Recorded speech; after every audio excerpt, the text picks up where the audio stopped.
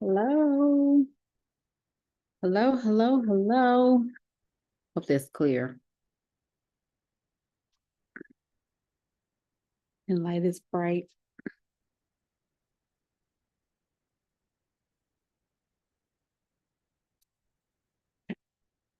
Hello, everyone. Coach Jay here. Happy Super Bowl Sunday. Happy Super Bowl Sunday. Okay. I hope everyone is awesome. This is a new day. Today is Sunday, Super Bowl Sunday, and Kendra Lamar is supposed to be on. If you can hear me, give me a 1 in the comment section or live. If you're watching live, if you're watching the replay, definitely comment replay, but I want to know if you can hear me okay. Let me know if you can hear me. Okay, so this is going to be a good discussion because we're going to talk about laziness. But not in the sense of what not in the sense of what you feel, like what society says. I mean, that's a part of it, but we're going to talk about the spiritual meaning of that and how you need to really understand the systems. And people will argue what they don't understand. Okay? They'll argue what they don't really understand. So welcome to the live. My name is Coach Jay. I am a leadership coach and a content writer as well. But mostly what I do is work with women solopreneurs who are building digital empires in the age of Aquarius in so many ways and try to help them with scaling. And they're doing such a great job. I've been blessed to work with so many amazing women in their businesses and seeing them thrive and become someone amazingly different than where they started before. And it's a much more improved experience for them to be able to move about the way that they want to and be able to learn skills that are going to help and support them as a creative. So hey Sasha, how are you? Who else is here? So come on in. We are going to have a discussion about laziness and how so befitting that it is Super Bowl Sunday. But I'm not calling anyone who is watching the Super Bowl lazy at all, because I want you to do whatever you want to do. I want you to do what you feel is good for you. I love the Super Bowl. I'm not watching it today, but I am going to watch the halftime show. I'm going to watch the halftime show. But anyone who is spending today with their family, friends, eating, drinking, having a good time, you deserve it because the world is cray-cray. But for those of us who have big ideas, big visions, this is going to be for you because this is really going to preach to you. So today we're going to talk about, like I said, laziness. As you can see from the title of this video, we'll talk about laziness and what it is, and then also why it's so important for you to understand the perception that I have of laziness, what it really is, and how you can learn how to navigate through this system. Okay. So let's jump right into it. So I have my notes. Y'all know I got to have my notes. And y'all probably want to take notes too, because it's personal development 100%. Because you know how I am about personal development. I want you to get what you need so that you can reflect, and then also not only reflect, but implement some things in place so that you can get to the outcome that you want faster. Because it's really what it is. It's really all it is. Okay. Here we go. Let me get to my notes section. I got all kinds of stuff in here. Okay. Here we go. Okay, so when we talk about the topic of laziness and the definition, if you're watching live, comment live. If you're watching the replay, comment replay. If you are watching, please, please, please just put replay or give me some hearts. Let me know that you're here. It helps the algorithm. And we want to make sure that we're getting this out. We want this to go out to people. Okay. So laziness is typically defined as an unwillingness. Okay, an unwillingness to work or use energy. Often described as idleness, sluggishness, and or an avoidance of effort. I'm going to read that one more time. Laziness is typically defined as an unwillingness. I'm not willing to work or use energy. It's often described as idleness, sluggishness, or an avoidance of effort. Now, here we go. The etymology, the word lazy comes from Middle Low German, meaning feeble or weak. But by the 16th century, it had evolved into the English version of lazy. So the German, the root word is lasik. I can't say the word, but it's evolved into lazy, which carried a negative connotation of being idle or slow to act. However, here we go. The framing that we know as laziness, okay? So when y'all talk about how lazy you are, and I'm so lazy, I'm being real lazy, the framing of laziness, especially through the lens of a capitalistic society, of that which we are a part of, it has a negative light when we're talking about its position being, because laziness, in my humble opinion, and this came over evolution of time, so I had to evolve into this definition and understand why laziness is so prevalent, is so comfortable for us to declare. I do believe that many of us are lazy, or the lazy conversation comes up because our soul is trying to find ways and find the necessary time to just be. And that could be long-term or short-term.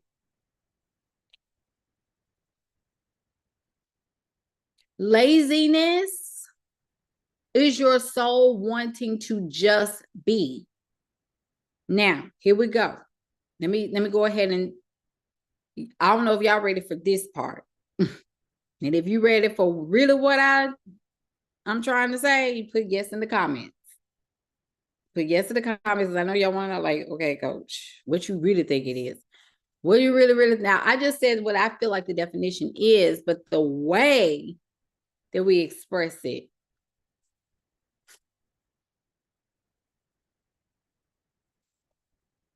Just got a little bit of juice in here just in case I get parched. Okay. Here we go. If you're watching live, comment live. If you're watching the replay, comment replay. Y'all know the drill. Y'all know the drill. I know y'all want to come in here and just be, but definitely help out the algorithm. Okay, so let me tell y'all. I feel when we talk about our soul is the mind. Okay, our soul is us. Our bodies is just the costume that we're wearing to navigate through this realm. That's all it is. Like, our body is just a vehicle. It's dense here in the earth realm. Okay, it's very dense here. Everything takes you to touch for you to know that it's real. Okay, for you to know that it's real, you need to, it has to be experienced and processed through the senses, through the 5 senses that we have, not including the 6th sense, which is intuition. Intuition is what picks up in the intelligence, which is God, the subconscious per our experience and perception of what is we feel that is real. So when it comes down to the navigation of soul, right? Soul is mind, will, the will, emotions, intellect. Okay. Our mind is us. Our soul is us. Breath, the breath that we breathe keeps the body in operation. That's the God.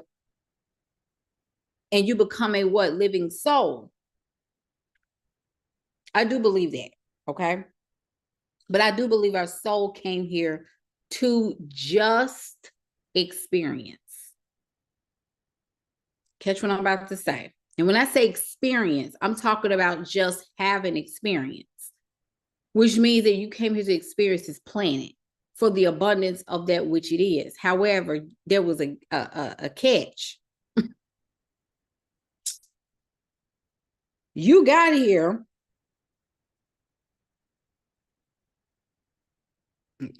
Catch the game here. There was a gag. When you got here, and you're like, oh, I'm just coming here to experience this earth, or excited, da, da, da, da, da. Okay. But I got here and then I realized I had to go to school. I got here and realized I had to go through tests and trials. Okay. I had to go through, I had to be graded upon my performance.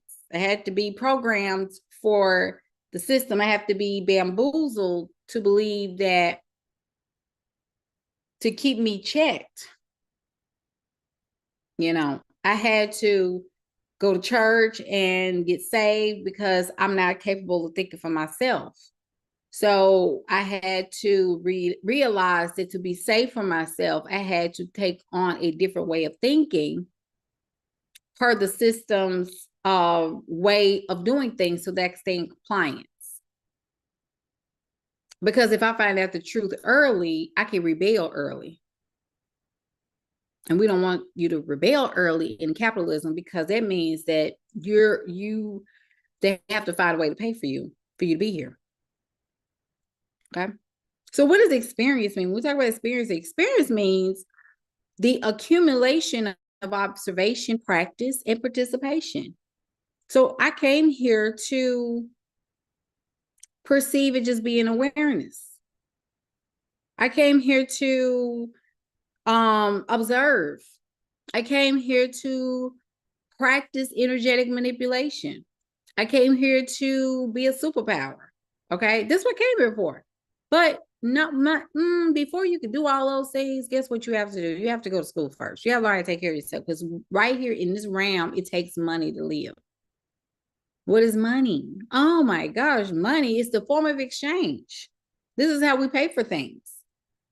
This is how you pay to experience abundance. Oh, okay. Also, it's the way that you have to pay to observe. You have to pay to participate in abundance. You have to pay for that. Okay. Am I making sense? Is this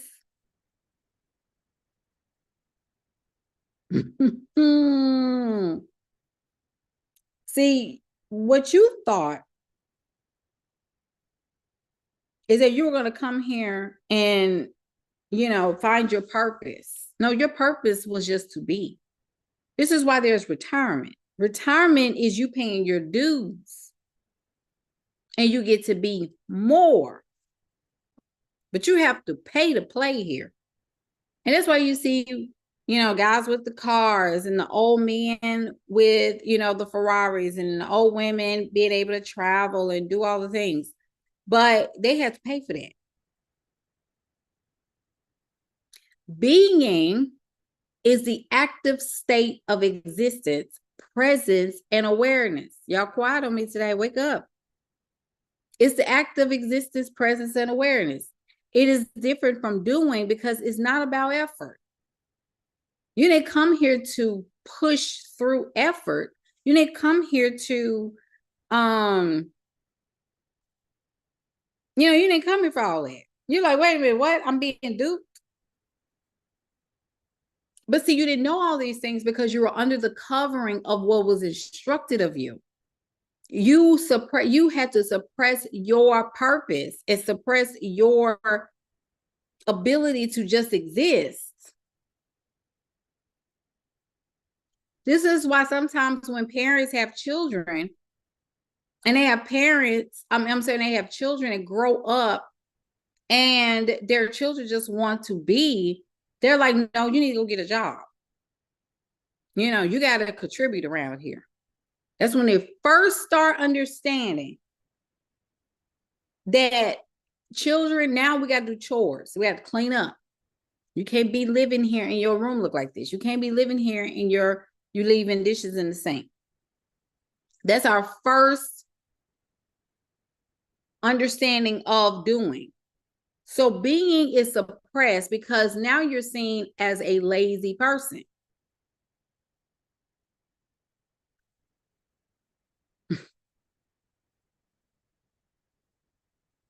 Be is to simply exist, to be present and embodied. Y'all with me?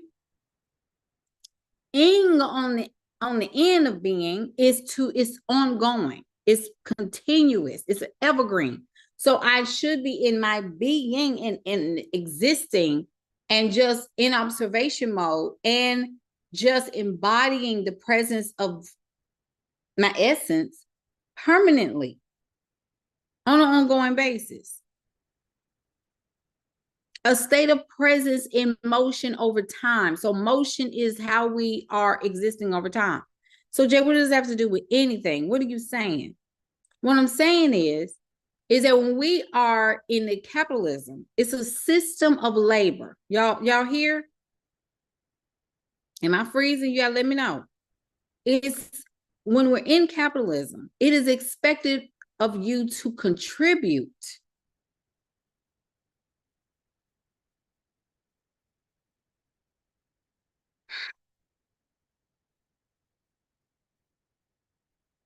Being is something they don't want you to do. You become other things to hack to being quicker. I can't believe y'all how quiet y'all are today, because it's literally like when I got this, I about ran. This is the second time I'm talking about this, because when it comes down to the labor that you put in, you are paying the system to cash out so that you can be even more. Okay? To be even more.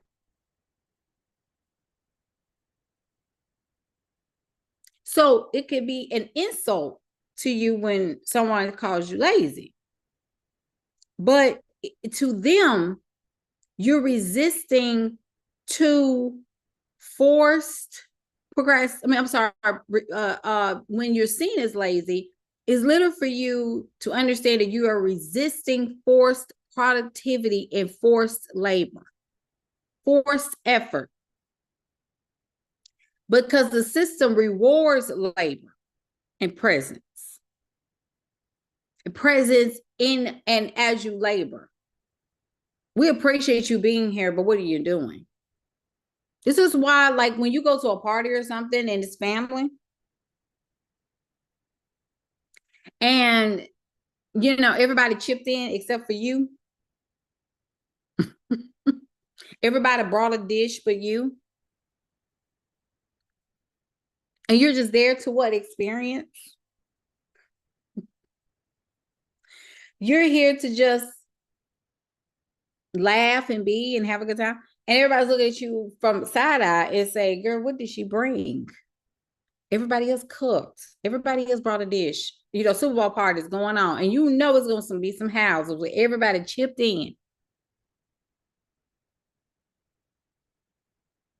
And you already know everybody got the hot wings and the Domino's and the Pizza Huts. And all the things, tuna fish, dip, spinach dip, look, here in Memphis, we call it rotel dip. And you got people that's going to show up with nothing, with their jerseys on, and they're coming to sit amongst the people and family and everybody, you know, getting their place and feels their place. And they live looking at so-and-so like, did she bring what she was? Why she didn't bring nothing? Because either you would stop at the store and got something, or you cooked something. You know, you made it yourself. And then you brought it to the place. They're going to look at you weird. They're going to call you lazy behind your back, because when everybody else wanted to contribute and bring something, okay, you either, you know, paid something or you bought ingredients and made it yourself. So there was extra effort, because then you have to think about the host of the party. They got cleaning supplies and spruce up the place, maybe did a little decor when it got cupcakes, maybe a little catering, maybe had somebody do a little centerpiece. You know, my mom used to do centerpieces for Super Bowl parties. It was crazy. And, you know, everybody coming in and was ready to enjoy the experience by way of labor and coming together. But you had to contribute. So everybody looking at you side eye at the Super Bowl parties, and low key feeling like, I feel some type of way because Mary showed up at the Super Bowl party and she did not put in and she didn't contribute to this experience. When Mary is actually in her natural state. Now, I'm not justifying or trying to make up any excuses for somebody who didn't contribute, because we already know money is energy. Come on, somebody. You see how I'm in the house? You see how this works? Even if you didn't cook anything, you gave somebody money and said, girl, I can't make it to the store. I'm going to cash app you whatever, since you're on your way to the store. And that's still seen as an equal part in so many ways as contribution. Because it's like, okay, Mary gave me her $50 or Mary gave me her $20 to contribute to the Super Bowl party. So I'm going to get what she said that she was supposed to bring and bring it to the party. You understand? Okay. You see what I'm saying? So Mary's not looked at as a freeloader. Well, that's how society tends to look at people who we consider as lazy when it comes down to capitalism and the systems that are put in place in order to keep us in a contribution or contributor role when it comes down to work. Quenisha said money is just part of the game in addition to being. But see, this is the thing though. When you're doing more being than doing, and you don't have the financial backing and the resources to support your being, what you are being looked at as a person that's a freeloader. Oh, she got to go get food stamps and all these other things, welfare, because she is not doing. She's not doing enough. But I'm going to tell you this, though. This is going to be good. This is going to be good. Capitalism demands constant motion. Did y'all hear what I just said? You need to write that down. Capitalism demands, because the reason why I'm talking like this, and I have to get y'all to understand the systems at large, is because some of y'all are arguing and going back and forth about a system that you don't understand on the back end. You just understand that going to work and laboring for money is the only thing that's necessary in understanding of capitalism. But if you don't learn how to hack the system in a way that allows you to be in your being faster, what is going to happen is that you'll always be running the hamster wheel for somebody else to experience the currency that you are producing, and you don't get to see the fullness of it, but they will get a product or a byproduct of results of all of your labor, because you were stuck in doing. You never ever got into your being when they are in their place of being, because they learn how to hack a system that you never learned to do. So capitalism demands constant motion. I'm trying to break this down so y'all can understand. Because there's some children that your mom, like the mamas of the day, are not able to explain any of these pieces because they don't understand. Nobody taught me this. I had to grow through this through regular bouts of revelation and downloads and research and processing this information so that it made sense to me as to why these things are in motion. So, capitalism also demands producing. It also demands consuming. Okay. So not only are you producing, but you're also taking in. You're taking in other people's creations. That's all you're doing all day, is paying for someone else's creation. But in order to do that, you also have to produce in order to consume in some way, form, or fashion. Growing, optimizing, stillness, but then also it's a cycle.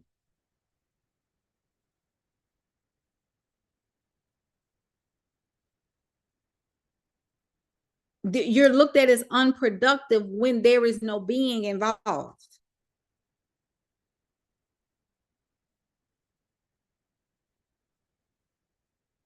You're productive per the system.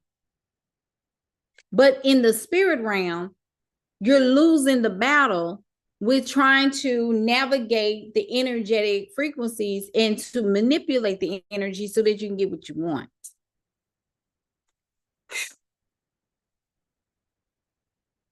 The irony. So here we go. This is where the irony comes in. Society has explained and described doing nothing as a failure in society. You're becoming too much to handle in your existence. Existence is just not. This is why sometimes even when your children gets 25, 30, and a lot of us don't recognize mental health issues and disorders and this is why I said, like, a lot of times, this is me coming from a background of psychology. I am a trained by trade therapist. Okay. That's why I always try to tell you, by trade, I'm a therapist. By trade, I'm a student of psychology. So I learned all of the concepts, the theories, the learning theories, all of these things. And understanding the mind is something I'm very obsessed with because I want to learn what is that in-between piece that we have to understand is the bridge between the spirit realm of what is up there per what it is here in this earth realm, this physical plane. And when we have children, just think about people with children still at home. Like when we talk about people and they're like mamas and daddies, and they be like, girl, that man is a grown man. He's 19 years old. He's still at home. He ain't got no job. And all he does is just sit there all day at home, play video games. That baby is being. And the gag is, however, is that he's looked at as an idle-minded person. Because that person, that individual, that son, that daughter, whoever that person is at home, is an individual that have not yet understood the system by which they are in. So when you don't understand, you don't do anything. This is why sometimes you have to be careful of what you say you get. And this is confirmation. And this is why when I hear women say things like, oh, this is confirmation for me. Oh, this is something I'm trying to process. Oh, I got it. No, you don't got it, because according to the system, you're not moving. And you're trying to be when you know that it requires motion for you to be successful in this system so that you can live and be in abundance.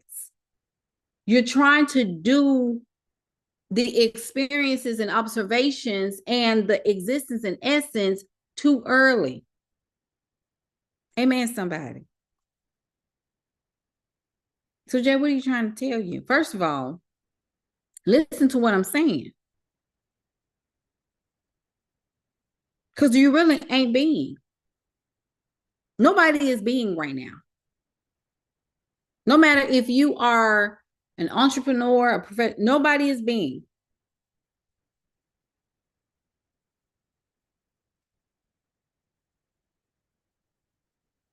Nobody is being right now. You have to become somebody. You're becoming something.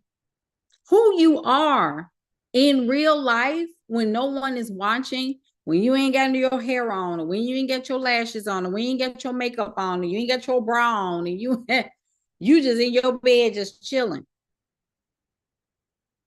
That's when you're actually being. When you're laughing at a show,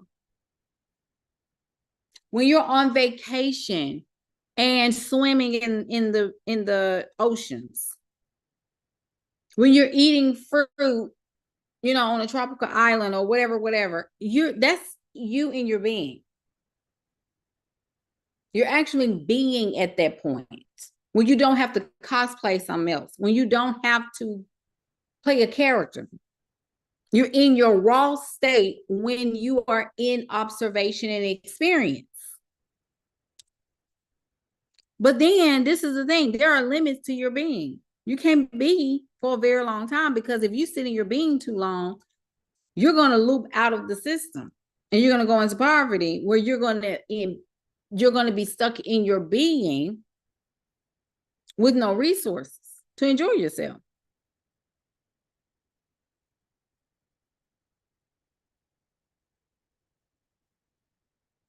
All of these, and Cornisha just said something very interesting. All of these books that we read,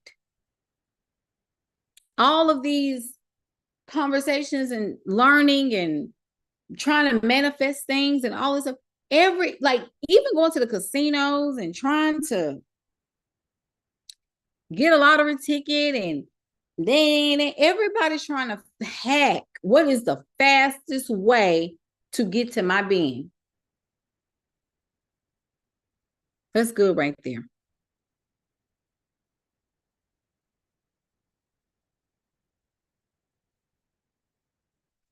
Everybody is trying to hack.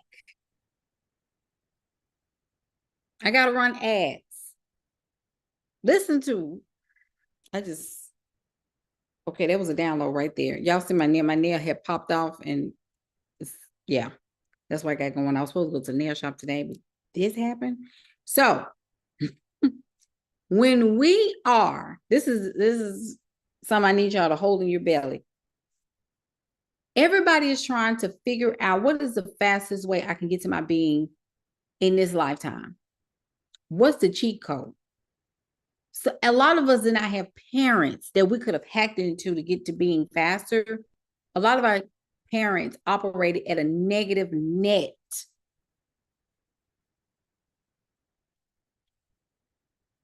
It's almost like we're operating at a negative net when we come into this realm, right? Our parents were poor. They didn't have any money.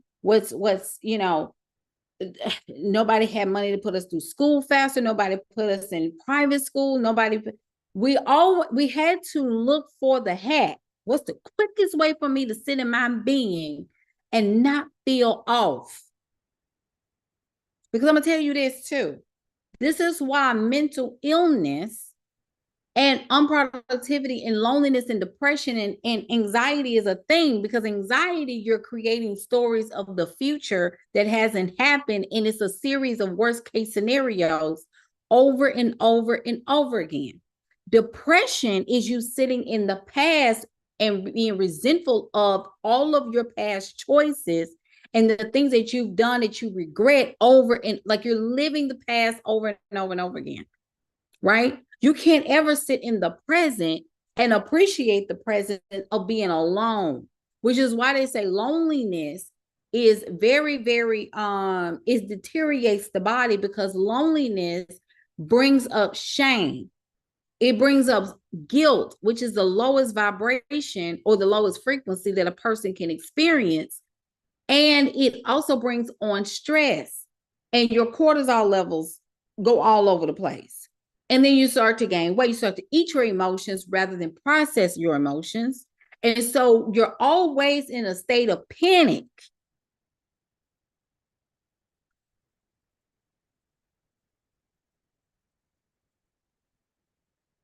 This is good right here. I don't care what you say. This is good. Y'all make sure you share this video. I'm trying to get more and more people to understand the system of why you get up and do. You don't get up and do for your health. You get up to do mainly to survive the day to day. So when we get to a place where we start talking about paying our bills, this is why you gotta be careful now with language, and you start to think through things like, why do we say? This is what curiosity is so important. Why do people say, I didn't come here to pay bills? I didn't come here to work for somebody. I didn't come here to do that. You actually did. The intent from the system was for you to come here and labor, which is why you have birth certificates, which is why you have social security numbers, which is why you have driver's license. They're trying to keep as much data on you as a number as possible in the system. Your soul did not come here to pay bills, but their intent for you when you were born, you can't just sit on a system's quote unquote payroll, because everybody's on the payroll. I don't care who you are. Everybody's on the payroll. You're either paying into it or you're being paid in it. But the price is labor. And this is why entrepreneurs have to understand responsibility and radical responsibility when coming out of taxes, things like that, because what you are doing, you are paying the system to be free of working for them.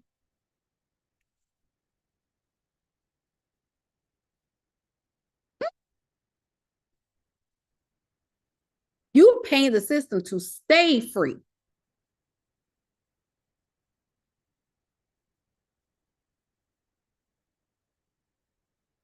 So freedom first. This is why you have to get free first so that you can become faster. This is why entrepreneurship is known as the great hack. It's a great life hack to get to being faster, because you can earn your money faster and to become faster when you learn certain skills, high wealth skills, that's going to get you there quicker. But as a result of that, and the consequence of wanting to be free from that system, is what you are responsible for your own income, which means that can be negative or it can be positive. But it's at the detriment of pricing. It's at the detriment of relationships. It's at the detriment of your ability to learn the right skills. If you want to travel and go to this mastermind, if you want to travel and go and hear so-and-so speak at such and such, you're going to have to pay money. It can be a tax write-off, but you're going to pay it in. You're responsible for your insurance. You're responsible for paying your own this and paying for your own systems. You're responsible. Are y'all picking up what I am putting down, for goodness sake? So in order to stay free so that you can become faster, there is a consequence. There is always going to be some barriers in place to keep you from being. There's always going to be, y'all, I just wish y'all could get this. I just wish y'all could get it. This is why, it's harder when you're working for someone. It's harder to be working for someone. This is why you got to stay on your toes. This is why you got to stay in your process. This is why you are duped sometimes to believe that your identity is tied to what you do every day. Your identity is you. Your identity is not coaching. Your identity is not a consultant. Your identity as a pure form of being is you.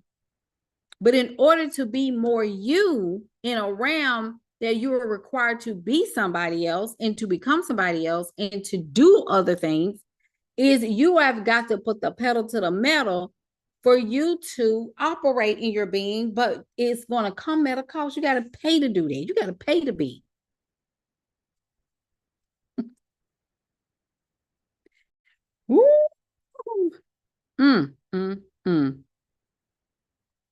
Oh, okay, here we go. This is it. I had to find my notes again.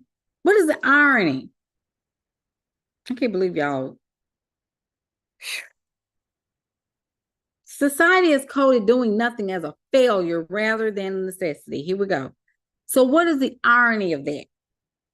So many of the world's wealthiest people, the world's richest people, have been able to design systems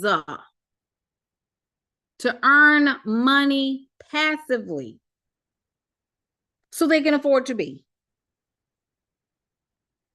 So the difference between being lazy to being seen as lazy versus being strategic is often tied to who controls the labor.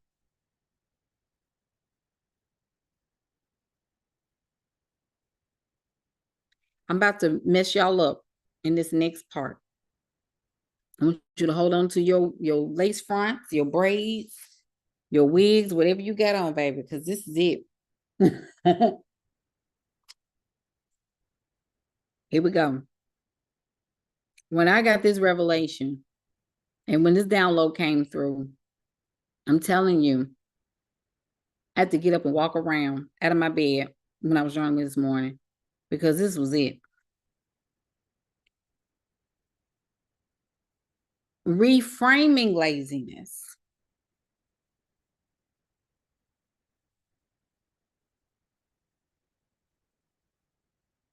Reframing laziness as it being labeled intelligent resistance.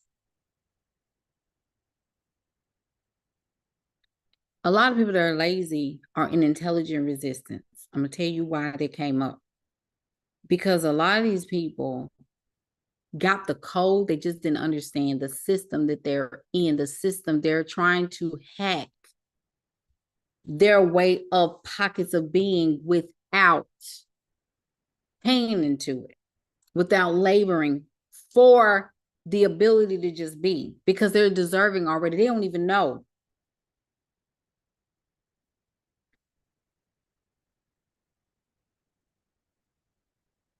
But those of us who are out here are working towards intelligent resistance. That's what we're working towards. We're working towards intelligent resistance. But the thing is it intelligence in being? When you're intelligently resisting, you're relying on human beings that are working to take care of you by way of energetic manipulation. A lot of people are using intelligence resistance by way of manipulating sorrow and sympathy. When people who are about to be homeless, what do? What do? They ask for cash apps. They ask for you to contribute to them by way of GoFundMe's and cash apps without labor. And you know what they do? They're able to do that successfully because what they do, sometimes they use their children. Sometimes they use their situation to tell a story in order to hack into the energetics of people to get what they desire. It's a game. Do y'all hear what I'm trying to say? I'm not saying go out there and ask for people's money through GoFundMe, but see, what we're doing is intelligence in a way that allows us to produce value so that people can learn from us, and it helps us to stay in our personal integrity. Because I could totally shut down Stan right now. I could totally shut down all these different pieces and just say, in order for me to survive and live another day, me and my daughter, we really need cash out. We need y'all to, we need $100, we need only $500 to live. And I get on social media and do it every single day.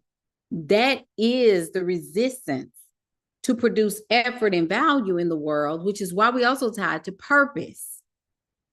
This is why they also tie purpose to God, that you work to please God. Here we go. Here's another one. If I am working to please the Father, then I have to create hacks to tap into the flow of principles in the ether to be able to get what I desire in order to operate. And in my mind, I am creating labor. God is my CEO. God is not your CEO. God is spirit. God is energy.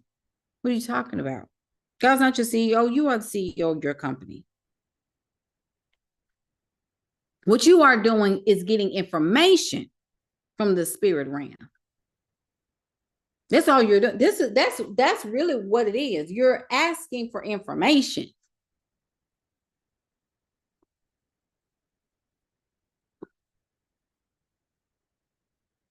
You're manipulating the spirit realm to get information, but what people are doing here is manipulating people to get resources. Not manipulating energy and manipulating the spirit. They're manipulating people. You understand?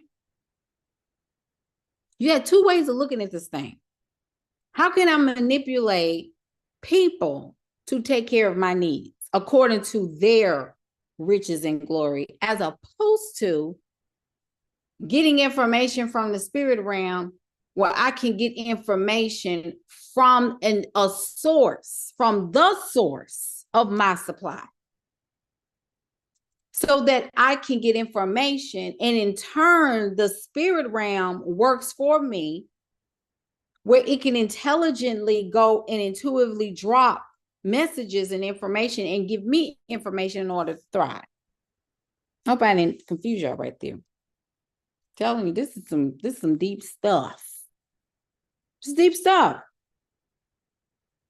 So being feels a lot more like, it feels hard. And it should feel hard right now because a lot of y'all are trying to do it too early.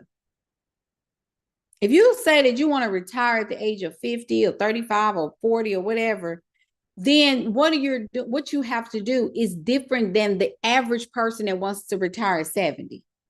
You understand?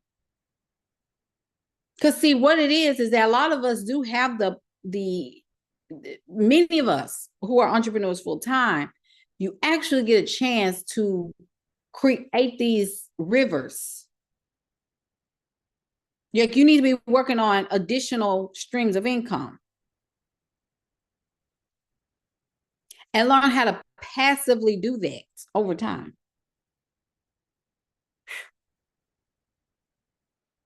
So the shift in human consciousness, the reason why being feels hard and difficult right now is because we're going through a shift in our consciousness as humans evolve or not evolve, but most of us are supposed to evolve.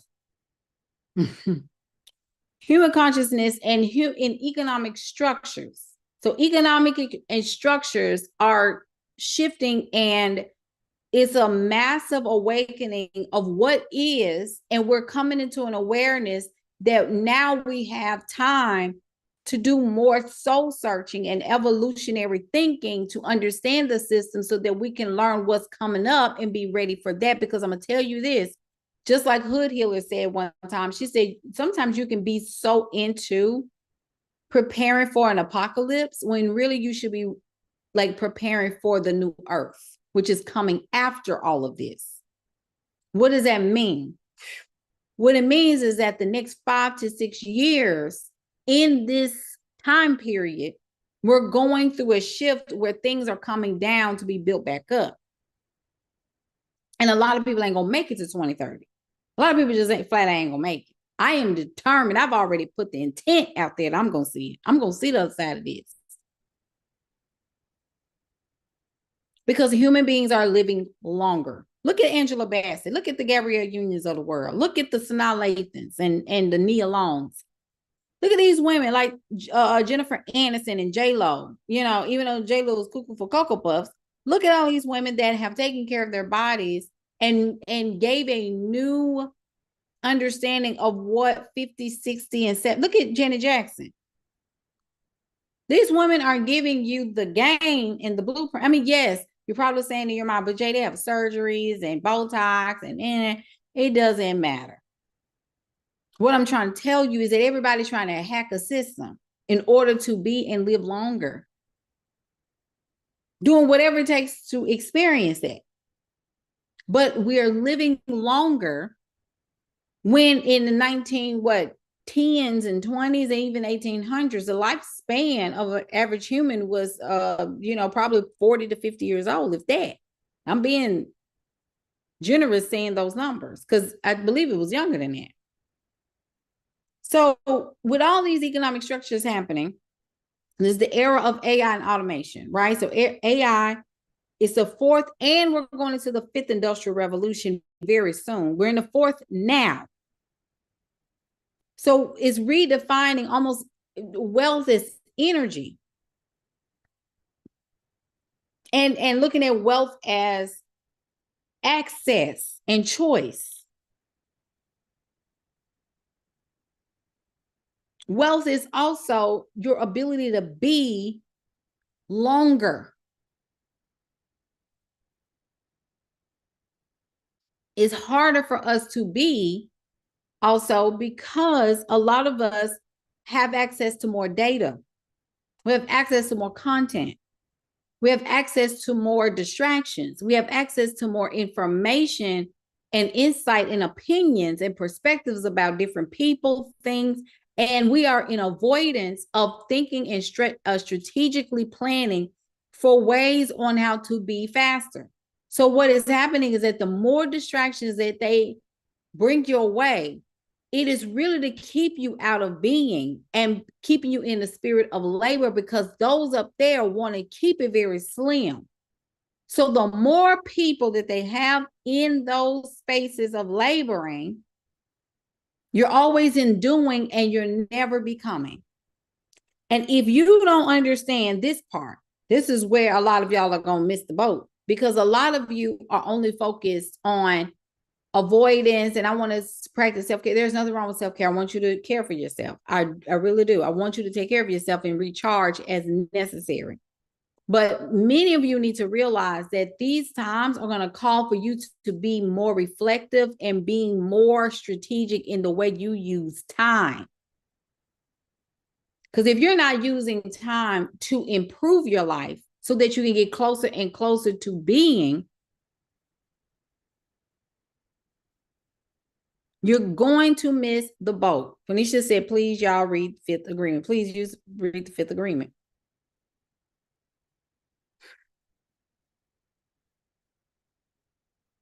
And implement it. Don't just read it and not do anything. Implement. You have to be able to improve your life. And the way you improve your life is not by having more, it's about being more. Because it don't mean a hill of beans if you're trying to have more things that you have to be quote unquote responsible for. It's going to always keep you in the space of laboring. That's good right there. So if you're doing, this is it. If you're not, if you're in being, and then you manifest an elevated state of being, but you're doing, and whatever you guys you set up in place is not supporting who you are becoming in the next level of being, it's gonna be too much. And see, I've never even heard of Fifth Agreement, so I need to look at that, Quenisha. She said it touches on collecting all this knowledge and how it can distract you. And so it's holding you back from actually moving into that. So Jay, what are you saying? Like, can you help me understand what I should be doing right now? What you should be doing is learning all of the skills that's necessary, not only for now, but how it's going to benefit other people and build up systems.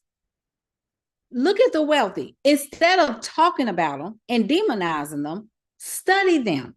The more people that we sit here and demonize that are in the $1 billion level, which is diabolical to me, considering the fact that we're literally having conversations of knockdown dragouts of people who are billionaires on their systems. And this is how the way the wealth, because it's twofold. Those up there are looking at all of the foolishness down here or down there, all of the low frequency people having complete conversations and dialogue, hacking the system in so many ways. And they're looking like, so the wealth of the wicked is laid up for the just. How do the wealthy capitalize off of this? See, we thinking it up there, they're wicked people. If you're having whole conversations with each other about the wealthy and the billionaires, where you are is conspiring against them, and they are actually girl, wait a minute. I have that book. Because when you say Don Miguel Ruiz, that's he wrote Self-Mastery and the four agreements. Okay, so the fifth agreement is what he wrote. Okay, gotcha. Thank you, Quenisha. I'm gonna check it out because I do like Don. Look at me. I do like Don.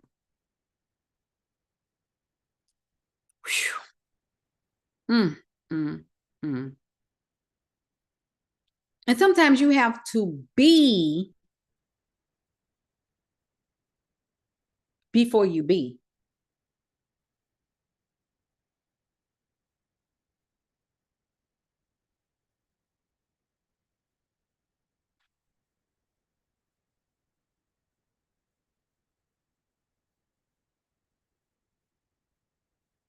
What do I mean by that? Jay, what are you talking about?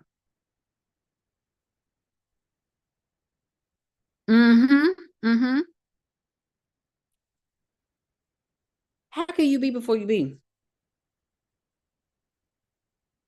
You got to be first before you can be. And that means you got to go and get your time back.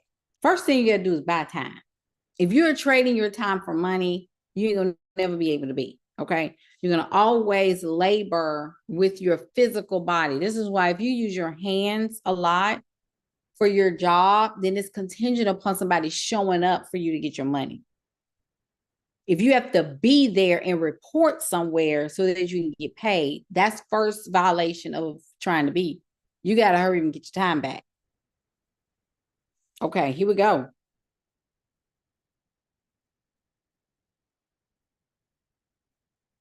Deprogram from that I have to wait to retire and get old before I be something.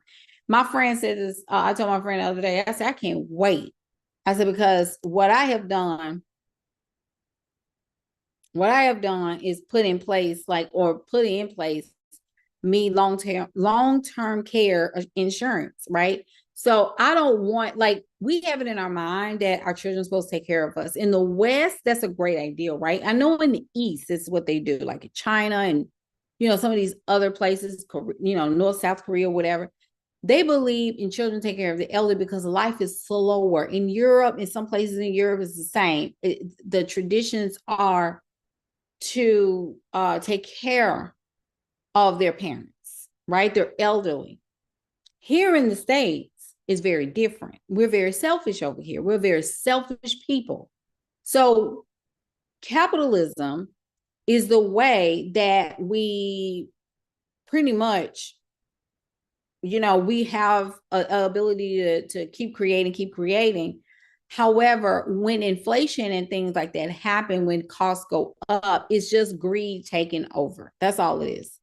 And when that happens, is that it outpaces your ability to create systems and things of that nature for you to grow. And when you become old, you're able to slow down. And then your children have the honor of taking care of you, or honor of putting you somewhere where you can enjoy the last of your days and they come and visit you or whatever, or even living with your parents. Now, this is the thing.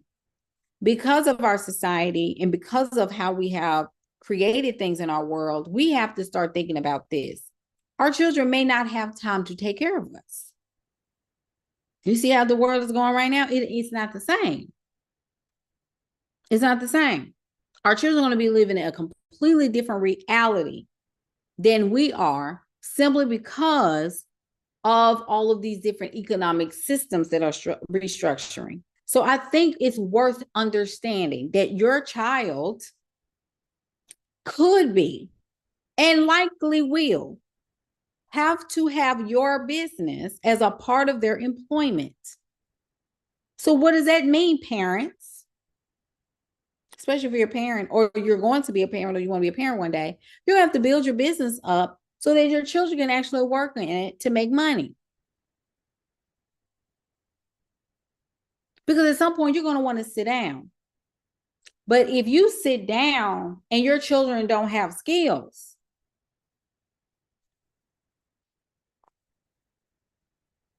what's going to happen is that you're going to be at the detriment of the skill level and the ability of your child to help or navigate your last of your days.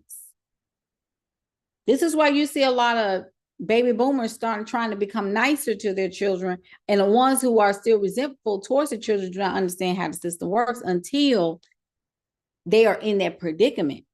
And they are going to have to go back and ask their children to take care of them, the one that they resented for a long time. Now they have to ask them for help, because now they're in intelligent resistance. They're in lazy mode. And I'm saying this because they're in lazy mode, because a lot of them did not qualify to be. They're a liability as opposed to being an asset. They didn't create assets for themselves so they can retire in peace. They can be in peace. They're not in peace. So now they have to cause and be a nuisance to their children and give, and produce what? They have to manipulate the human to take care of them, to provide their needs according to their riches and their glory. So according to the level of where their children are doing well, because a lot of them don't come around. A lot of them don't do well. A lot of them ain't trying to see how mom and dad are doing. They're not trying to visit anybody because it was at the level of how they treated their children when they were younger.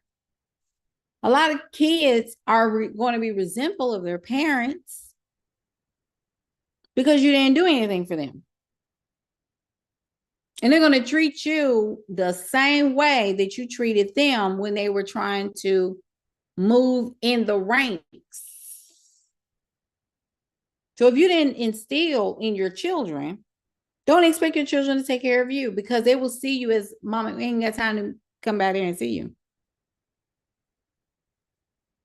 I ain't got time to come see you. This is why they're starting to put laws in place.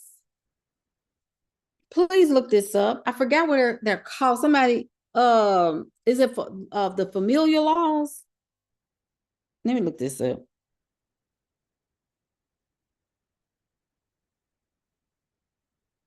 Because I know Tennessee has it. They know. They know.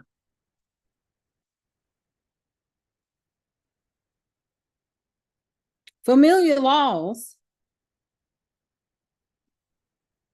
are to help you with the elderly, like end of life and elder care. Responsibilities to take care of your aging parents.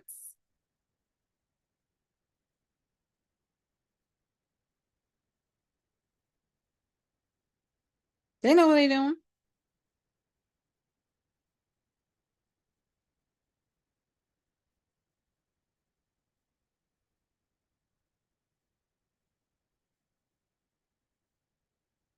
They know exactly what they're doing. This is good. Because your parents ain't going to be able to just be. They didn't pay. They didn't pay for it. Ooh. No, wait a minute. Wait a minute, y'all.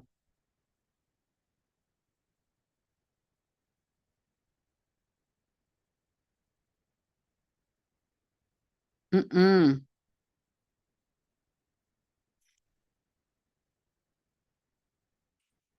Oh.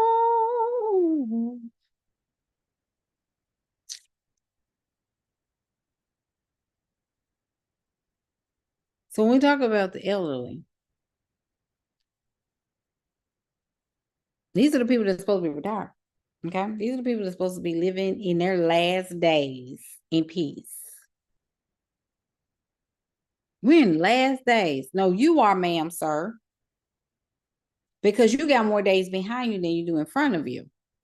So with that being said, a lot of people like conservatorship and all these other pieces, a lot of these people filial laws. I'm saying it right. So the responsibility are the laws that require adult children. So y'all, adult children, to financially support their aging or indigent parents. These laws exist in some U.S. states and countries. So some U.S. states, including Pennsylvania, California, South Dakota, have laws that can hold children financially responsible for their parents' care if the parents cannot afford it.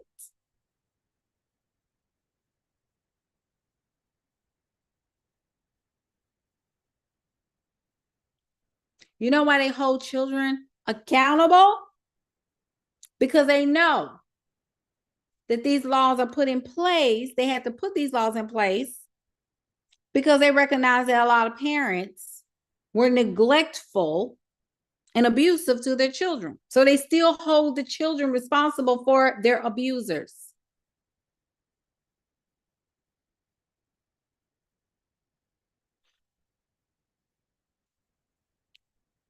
So it ain't an honor anymore. So, like, I have some countries, it's an honor. We bring our moms in the house, we bring our parents in the house, we take care of our parents. We go and check on our parents. We make sure their bills are paid. We make sure that they have food in the refrigerator. We send help. We hire someone on, to go and have an aid for our parents. They have to force you to do that. So your parents can actually be lazy on your dime and never ever contribute to your success, contribute to your improvement in life. And by way of legality, you have to be responsible. I told y'all you're responsible for what you know and for what you don't know. So some of y'all got to get rich, even if you don't even talk to your mom. So all of y'all is talking about, oh, I am no contact with my parents. I'm no contact with my mom. I'm in no contact with my father. Good luck, because you're still gonna have to take care of them. You gotta love America. So that being said, listen to me. The impact on the Medicaid and nursing home. So Medicaid is being challenged. And that's only because there's a lot of misuse and allocation of the monies in the Medicaid programs that are going toward things that weren't supposed to be going towards. There's a lot of people on Medicaid at large and for a very long time that don't need to be on there. Now, I'm not saying, people can do whatever they want to do. I don't care. I have a dog in the fight in so many ways. Indirectly, I don't.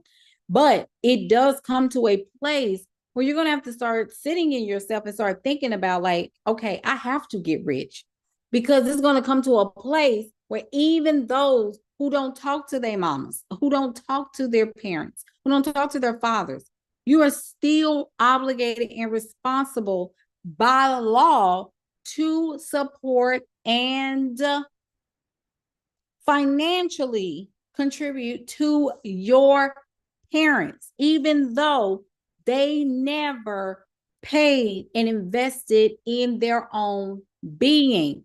Their being is contingent upon you stepping up and take care of them. So they don't tap into the spirit realm. They tap into the manipulation of their children.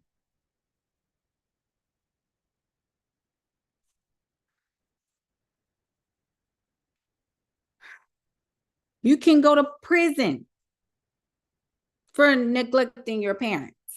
Now,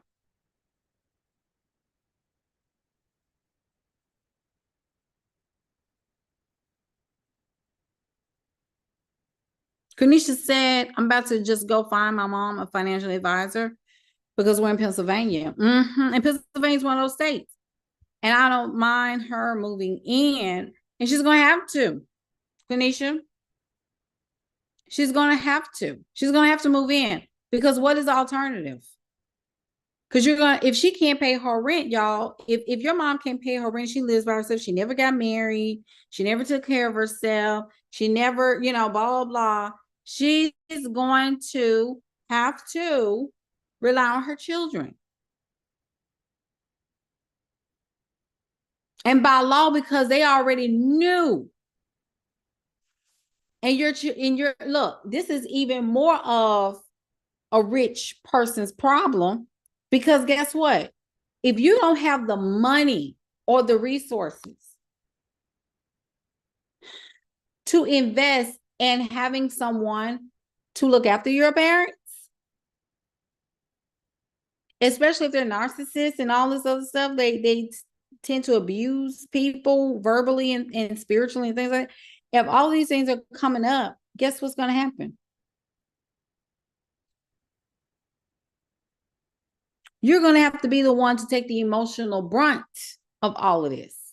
And if you're not building, you can forget it, because all of your emotions and all of your toil will go towards your parents, and you will never, ever as well be. Absolutely, Quenisha. Absolutely. But it's a lot of parents that are going through right now. A lot of parents that are not having, like, they're talking about the great wealth transfer, right? The great wealth transfer, what's happening right now, the wealth transfer. So what they're trying to do right now is grab up all the houses and all these other things. And we got a lot of people in our families that are turning their houses over to the state and to the courts instead of to the children, because the children can't afford it. You know what we doing? We TikToking and bebopping and jiving, as they say back in the day. We're not in our right standing. We don't have trust funds. We don't have wills. We don't have our stuff in order. We don't have our documentation in place. We don't have last wills and testaments. And those of you with no children, you're going to have some long-term care investments and resources and insurances that you need to be paying into 30, 40-year-olds. That's why I got on mine, because I don't want to take from my daughter. I don't want to take from my daughter and her family, even though my daughter's like, she plays, we play around and laugh about, she's like, if you're 3 years old, Mama, you're going to have to get ready because I'm putting you in a home. And I said, baby, you ain't even got to worry about it because Mama already got that planned out. And she was like, where are you going? I said, don't even worry about it because my long-term care insurance is going to put me all in it. That's why I went to go get all my insurances in place when I had my physical and all these other things. And we still ain't through. Business got insurance. I have insurance on myself. So if something was to happen to me, you ain't got to worry about nothing. And that I have to do. You know why I have to do those things? Because I don't plan on getting married. So if I don't plan on getting married, it is my responsibility to take care of myself, even in the future. That's why you got to make money. And some of y'all on these jobs that's just so loyal to these jobs. You better have some external cares and some insurances built around for yourself. Because when you get 60, 70 years old and you don't have any children, you don't have a spouse, you're going to have to take care of yourself. What you going to do, sit at home and rot? No, you got to have something set in place to support your being. I'm so glad I'm talking about this today, because I don't even think y'all really understood the way this worked. They're building, I'm in the country, in the suburbs of Memphis, okay? And I see it's a really beautiful retirement community that they're building out in the country, and it's so gorgeous. I mean, they have like a big old like water thing in the middle, like a like beautiful fountain, very luxurious. I don't plan on staying there because I plan on being where the water is. I plan on being somewhere like Costa Rica or something. I am not trying to be in the States to retire. And if I am, please, it's going to be Panama City. It's going to be something Florida-ish. It's going to be Houston or something near the beach, honey, because I can't. I got to be near water. I'm not trying to be. Okay. I'm just telling you. That's why I see everybody that's sitting down talking about some, I don't even care no mind. I'm living with my mom and them. Good luck. I'm gonna put some things in place start working. Because they put these laws in place not too long ago. Because they already knew. I'm going no contact. Okay. I'm just telling you. Because it's cute now. It's cute to be no contact now. It's cute to not talk to your folks now. It's cute. And it's a story, it's a trend. But you will be in prison. You will be in jail if you don't take care of your mama. When she gets her old age and all that, you gonna be behind bars. You will be held responsible because of your parents' lack of investment in being. They didn't do it, so you have to. Do you understand how this works? Do y'all get what I'm saying? Does this make sense? I'm not trying to trigger you. I'm trying to give you something to think about because when you don't know, I would rather you know now than to get to your older age, okay? To get 10, 15, 20, 30 years down the line and your nervous system slam up against the wall when they tell you that you are responsible for da-da-da-da-da. And you like, I don't talk to my mama. I don't talk to my daddy. I ain't talked to my daddy since I was 3. It don't matter. You're next of kin.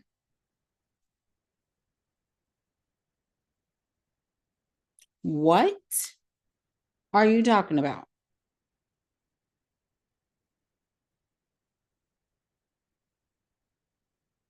Mm. Mm-mm. Because being is important.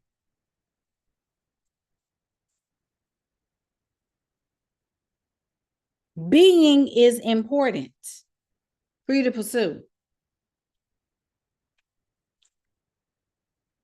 So the responsibility of taking care of your elderly parents are requirements, statutes in certain U.S. states that impose a legal obligation on adult children to support their elderly parents.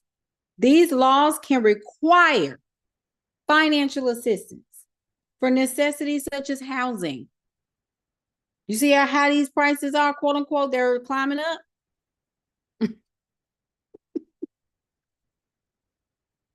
When your parents can't afford them, they're going to look at you, Miss Susie Q. 30 states.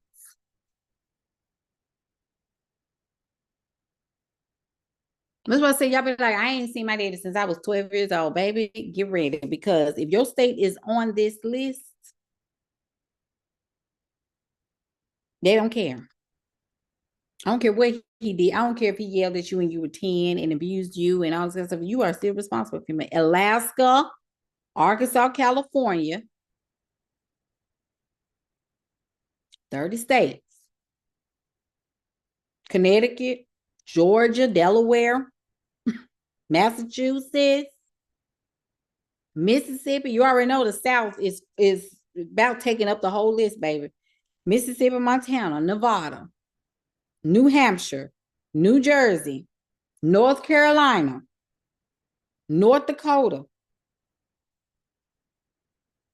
Tennessee, Utah, South Dakota, Rhode Island, Pennsylvania, Oregon, Ohio, Vermont,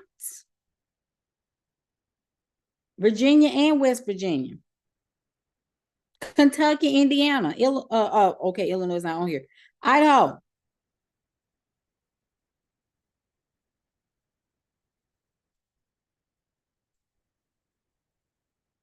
As more and more time goes by, and because the elderly baby boomers and Gen X is up next. Okay, so Gen Xers on the tail end, it's gonna be a lot of them. And they're gonna be leaving up out of here. And millennials and Gen Zs and the Gen Alphas, y'all are going to have to pull together. In 2012, a Pennsylvania court, Quenisha, this is a case, ruled that an adult son, I'm not saying this is you, I'm just saying because she said Pennsylvania, that an adult son was liable for his mother's $93,000 nursing home bill under the state's familial responsibility law.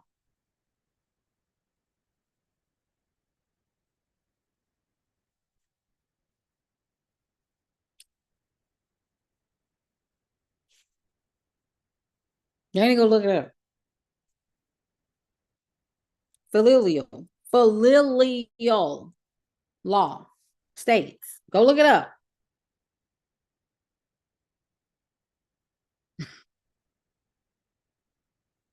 Trustinthewheel.com. Yeah. I don't like my folks. I don't talk to my mom. Okay.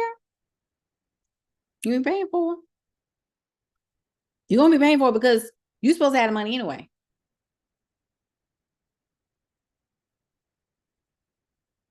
She said, I'm gonna need everybody to come clean about their debt. I'm telling you, everybody.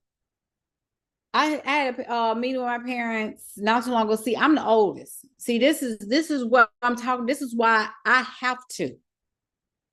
Because what I'm not trying to do is, like I said, like I told y'all earlier, I am not trying to have my nervous system slammed up against the wall when they tell me all this stuff. And then I have to have things set in place for me so I don't burden mine. You understand? And if y'all get married and all this stuff, the surviving spouse, don't do them like that. And see, I'm the oldest. And I told my folks, I said, you need to tell me everything you got going on. Everything. Because see, I got two younger sisters that's 10, 12 years younger than me. So I already know I'm going to be doing all the coordinating and planning and all that kind of stuff. I need everybody to sit down and tell me what they got going on. And I told, and you heard it from me. My dad said something about, well, once somebody take over the church, I said, the church is going to be sold. If you're not here, you ain't got, look, I'm not taking over church. I'm giving everybody letters of membership to go somewhere else, go and worship somewhere else. That's it.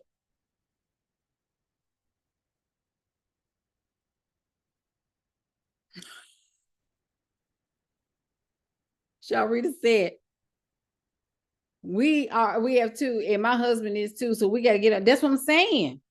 A lot of people don't think about that. We just think, hey, I'm down. Whoa.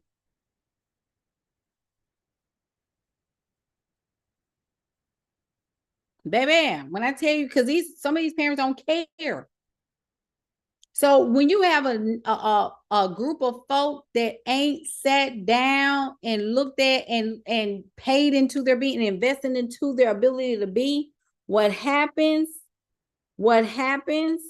is that you have a whole lot of people that are going to rely on humans to be manipulated. So this is why I'm telling you, you see how twisted that, because I'm trying to get you to understand that even your folks that you love or that you cool with or that you don't talk to, it does not matter. They are responsible for, you are responsible for their being.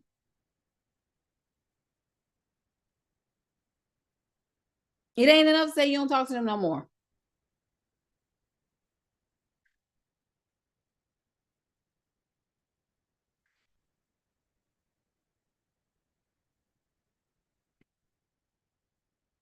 So you don't get to crash out.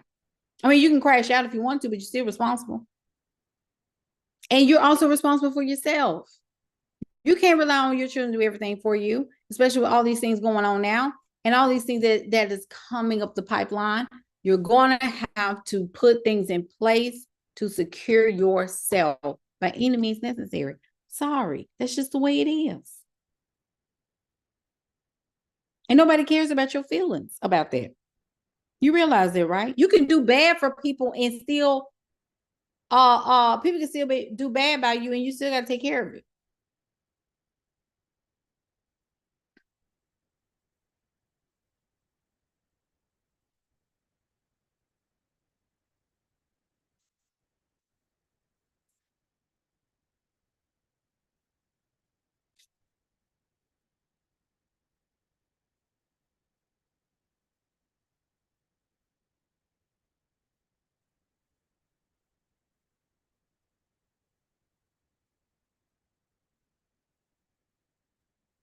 Y'all got to think about it.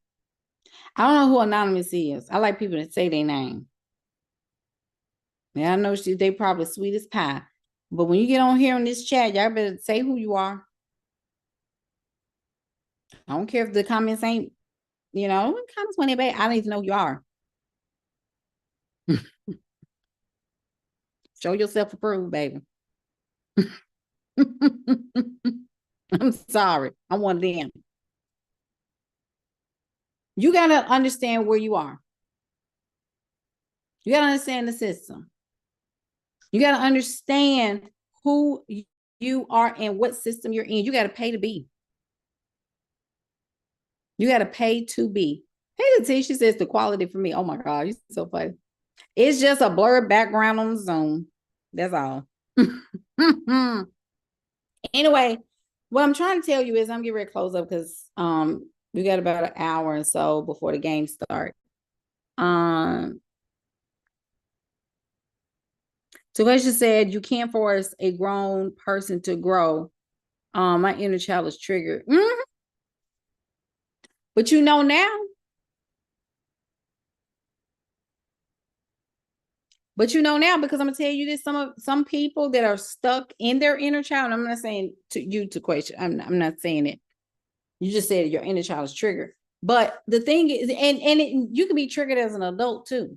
I want to make sure we understand it. Like your inner child doesn't have to be triggered. It's just you're triggered because you know that you understand that, I have tried to be a good child. I have tried to be a good daughter. I've tried to be a good sister. I've tried to be a good friend. And to people who really didn't appreciate or were emotionally resilient and managed enough to accept goodness, right? To accept people that are not like them. But what happens is that these people that did not learn emotional intelligence and learn emotional management skills, they grow up to be emotionally stunted elderly people. And so what happens is that you get the brunt of these things if you don't have things in order to pay for those pieces to keep you in an emotionally managed space. Case in point, an example. If I don't have the resources to take care of my emotionally unintelligent parent, then I have to break away from my daily things, from my daily activities of trying to perfect and invest in my life. And then I have to go and see about her every beck and call because I didn't invest in the right thing. So you see how it trickled down? It trickles down. So if I'm not actively working on my own avenues of keeping myself emotionally together so that I can go and do this and the third and get resources, what I have to do is trade in my freedom again to take care of someone else and give them the liberty of being while I suffer in doing. I don't never get to sit in my being because I am at her beck and call or his beck and call. But if I am working now before it gets to that point, because if I know that my parents are getting older and I know that familial laws are in place for me to, then I need to prepare myself before that happens. So which means that I need to put the things in places now and be proactive rather than getting there and then being mad at myself because I have to put all this down in order to fulfill their being. So they ride off my back. The parents ride off my back, right? And they get a chance to be while I labor again. So I have to trade in that by law in order to make sure that they get what they need. But I'm forsaking my opportunity to set myself up to just be, because if I have children, it's going to go down to the same thing. And so generational poverty begins to reactivate in the bloodline. Sit on that for a minute. I was building generational wealth until I had to stop, because I sat and resisted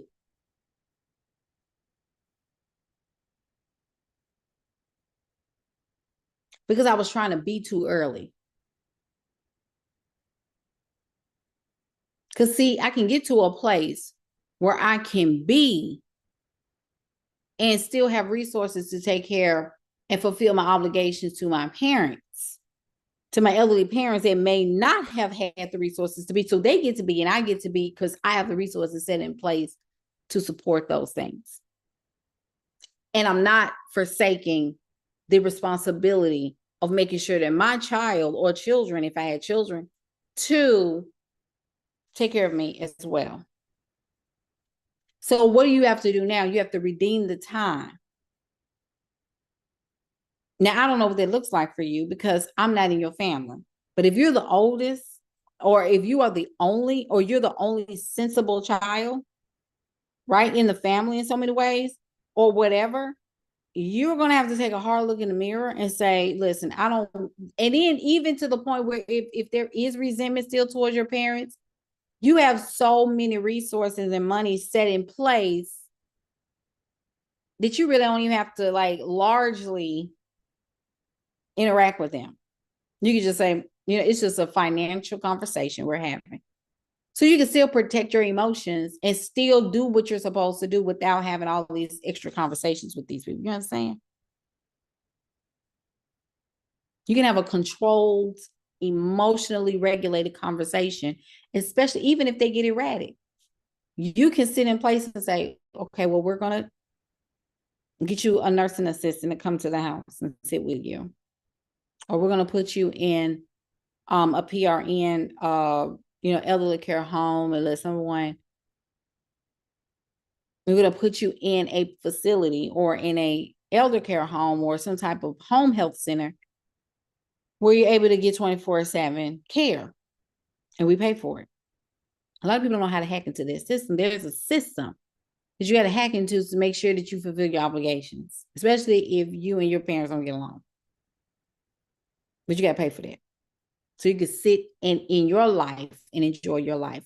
But that comes with understanding the system. Don't fight what you don't know. When you know, you can prepare better. Does that make sense? If I know, I can either take proactive action, or I can sit and be in intelligent resistance.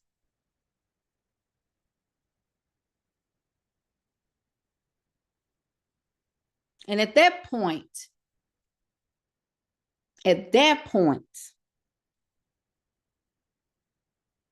I am asking for labor later.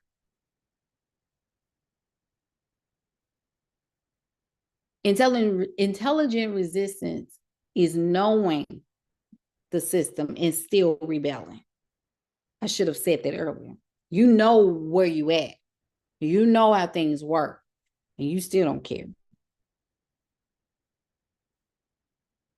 But you're going to pay for that later. There's an energetic tax. You got to pay for that later.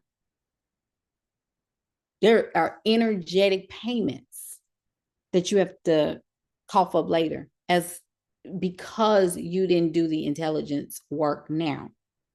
So you can either be in intelligent resistance,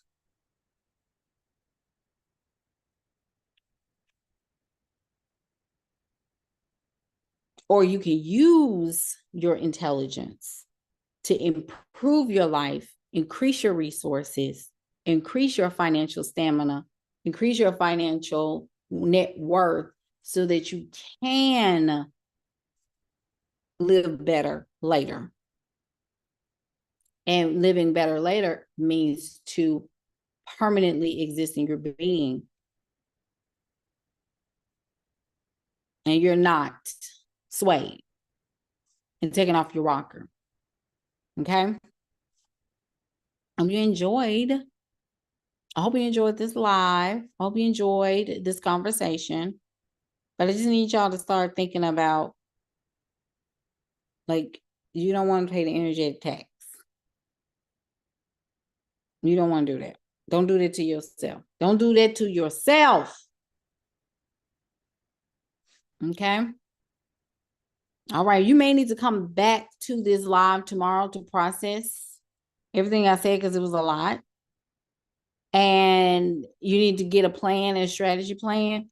I am going to put up some laser strategy sessions for the rest of this month. A couple of them, a few of them. So if you want a one-on-one with me to discuss your business, because I really feel like this is a call of personal responsibility. If you say, well, I don't need another class or I don't need none of this, but I need something customized to me, then we can have a conversation about your business for yourself. Okay. So I'm just going to let y'all sit on that. Let yourself process what I said today. And then we're going from there. All right. And y'all have a beautiful rest of your day. Enjoy the Super Bowl if you're watching the game today. And let's see what Kendrick Lamar is going to do.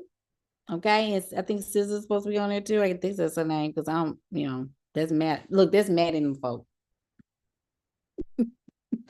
All right, y'all. Have